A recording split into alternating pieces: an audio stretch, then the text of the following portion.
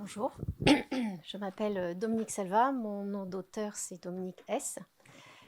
Pardon. J'ai été professeure des écoles pendant 18 ans et comme certains autres que j'ai déjà entendus ce matin, j'ai eu envie de passer à autre chose et je me suis tournée vers l'écriture de romans jeunesse. Heu, Mon objectif personnel étant de faire jouer, faire lire et faire écrire à cette jeunesse pour conserver les traces de leurs pensées, pour construire leur jugement, esthétique et critique et pour éventuellement, par l'écriture, donc conserver, transcrire ce résultat de la pensée. Ici, j'ai donc choisi, mon troisième roman, La fabuleuse histoire de Kawani, chamane de la préhistoire, pour présenter, des activités, paralittéraires sur le thème du sexisme, heu, avec un exemple de, l'époque de la préhistoire.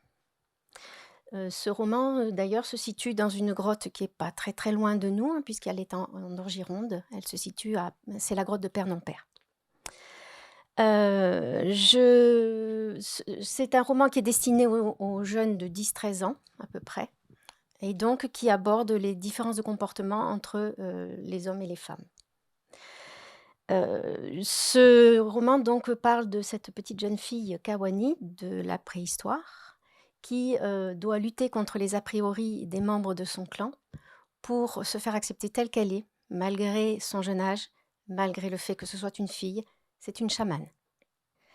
Voilà, donc j'ai développé des activités de lecture à voix haute pour permettre au public, au jeune public, de prendre conscience de ce qui peut exister, des mimes aussi pour les vivre et des questions pour, s'interroger sur justement la place de la femme dans notre société, même si c'est au travers d'un exemple si ancien.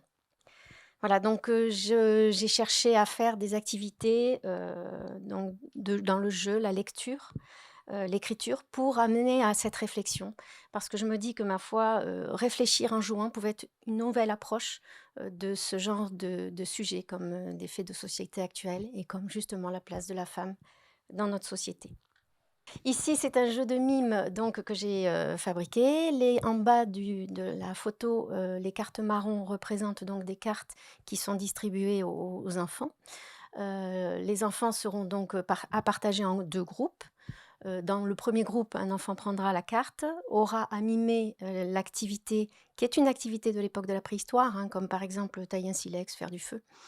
Il aura donc à mimer cette activité et l'autre groupe va devoir deviner d'abord de quelle activité il s'agit et puis ensuite de dire si selon lui ou selon eux, selon le groupe, il s'agit d'une activité, qui était attribuée à la femme ou à l'homme à l'époque. En haut, tout en haut, vous voyez, il y a un petit, tableau blanc, ce sont les réponses, aux questions parce qu'on peut même, nous, adultes, se poser, la question sur l'attribution, au par rapport au genre. Ici, c'est un jeu, de société, donc c'est un jeu de loi que, j'ai fabriqué sur le thème du vocabulaire où, donc l'enfant va devoir se déplacer tout le long, toujours pareil en 2 groupes, et donc, les enfants chacun des enfants vont participer et vont devoir se déplacer sur l'ensemble du plateau, et répondre donc pour pouvoir continuer, leur cheminement, répondre à des questions. Vous en avez donc 2 exemples en dessous. Et avec toujours pareil une feuille de réponse pour aider.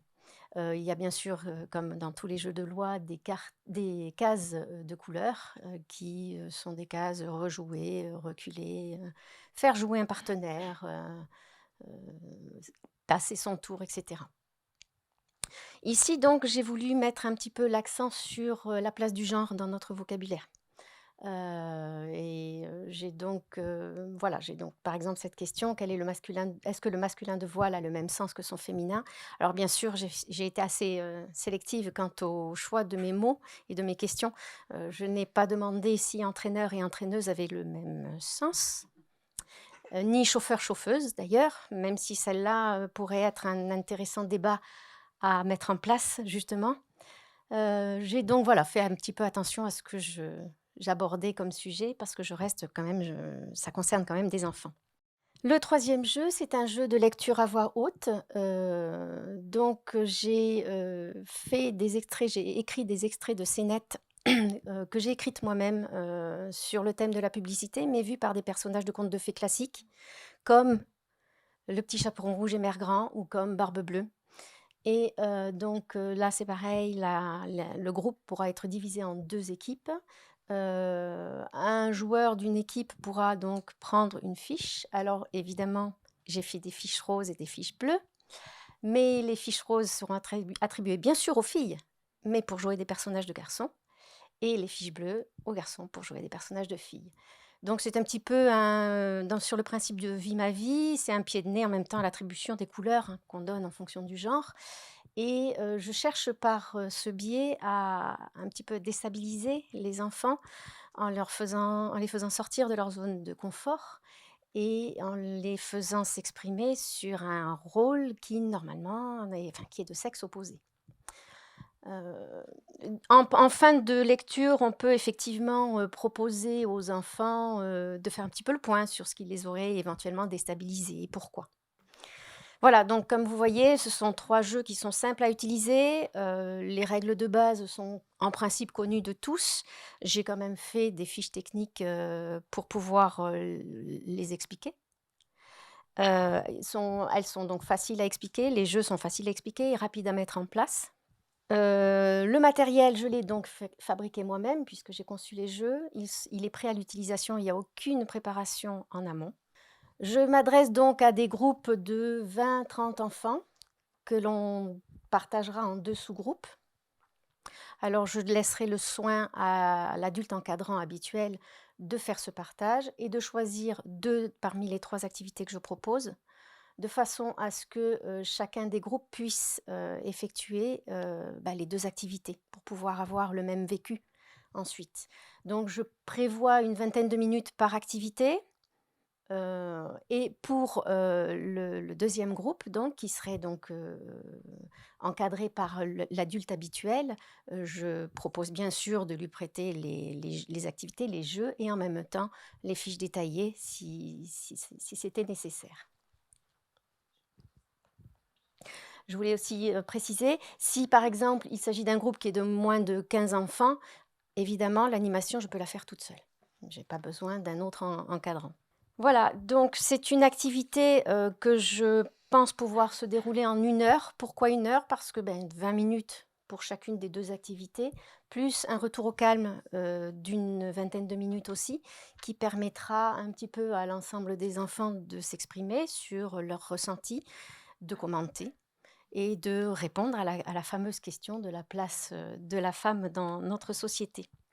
Voilà, donc jouer, lire, réfléchir, je me dis que c'est une bonne façon, pour l'enfant, de se poser cette question, d'écouter les réponses de ses pairs aussi et de mieux comprendre peut-être la place de sa maman, de sa sœur, ses copines, camarades de classe dans notre société actuelle.